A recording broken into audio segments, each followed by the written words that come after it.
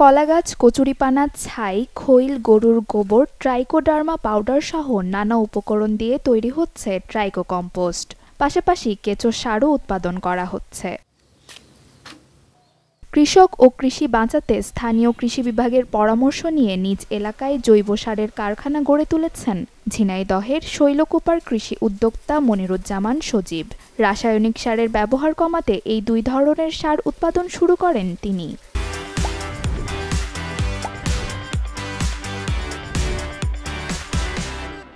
আমি 2020 সাল থেকে এই জৈব সার উৎপাদন করতেছি।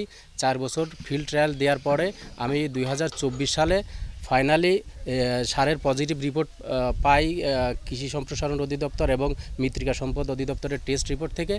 বর্তমানে স্থানীয় কৃষক থেকে শুরু করে দেশের বিভিন্ন জেলায় বিক্রি হচ্ছে সজীবের হারুন অর্গানিক অ্যাগ্রো ফার্মের সার।